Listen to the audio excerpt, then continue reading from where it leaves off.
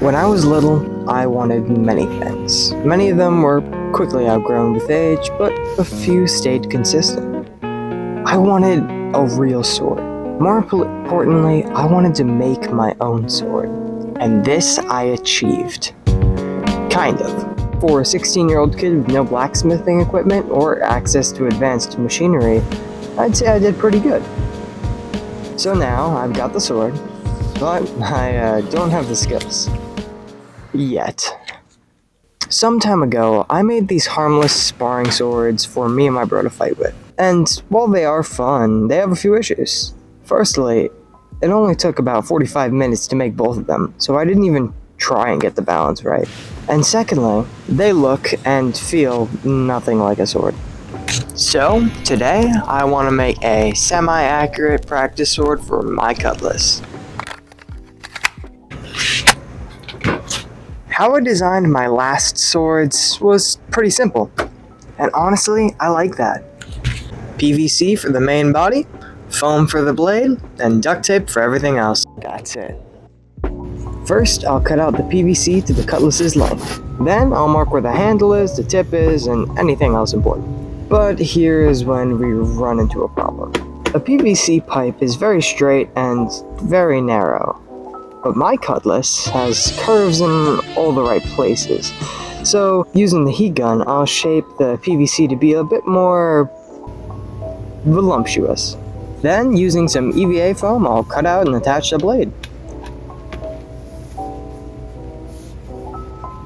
Now that the blade is done, let's make the guard.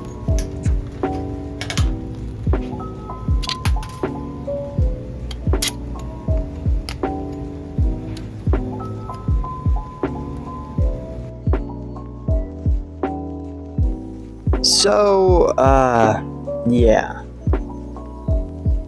The original training cutlass that I made, the one that you watched me make on this little video here, it sucks. It's terrible.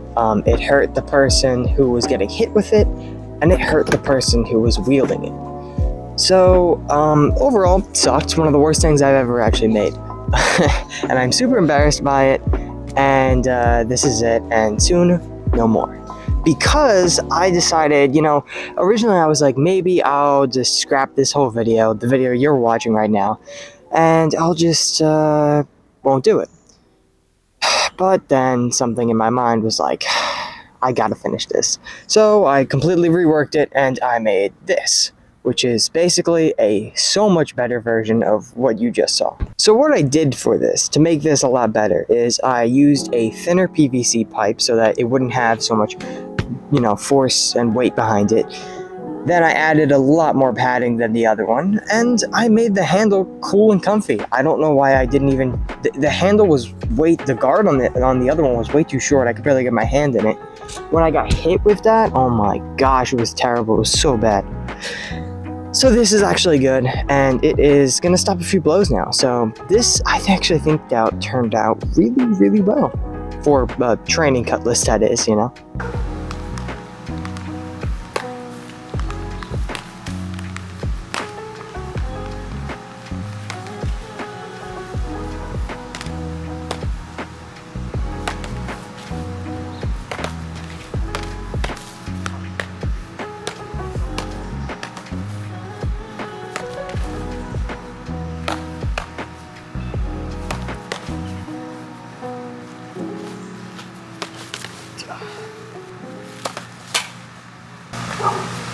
I can't see it. I don't know. The only time I really realized how badly you can see is when you can't tell if the dog's in front of you or behind you, based on anything but sound. What can you see? Your head. Tell me when you can see my blade and when you can't. See it. Yeah. Wow. That's really damaging though. So I can't see this.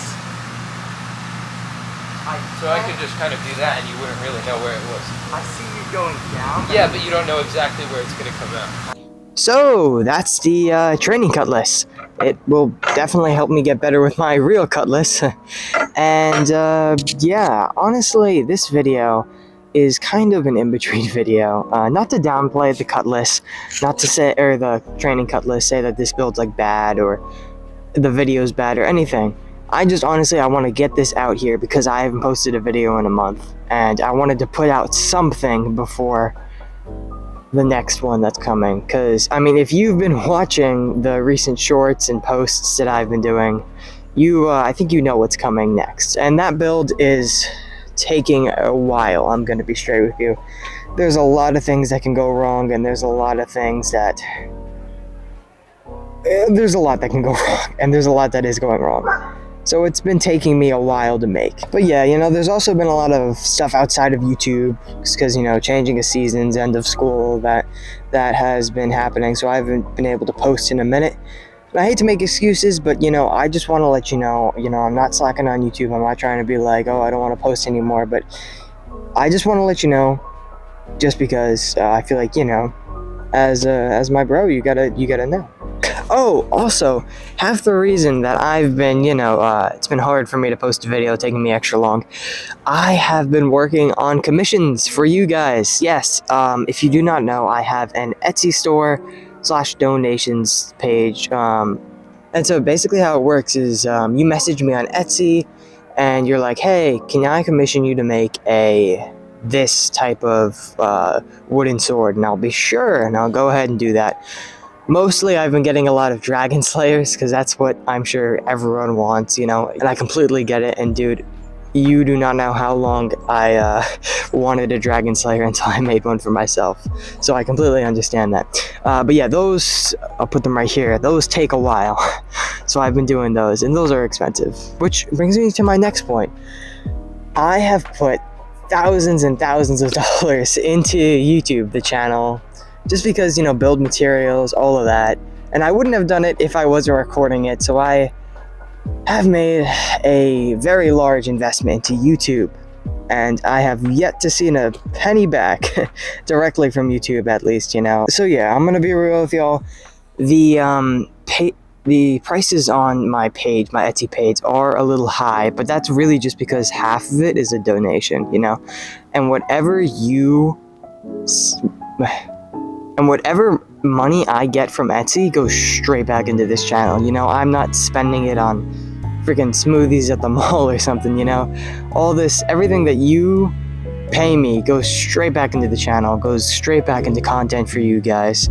And so I'm earning money, but I'm not, getting any money still, because it's a cycle. So yeah, basically it's like a donation, but you get something back too. So I think that's pretty cool. Oh, and if you do decide to make a donation or commission me something from Etsy, please message me saying that you're from the channel. I always love the chance to talk to a fan.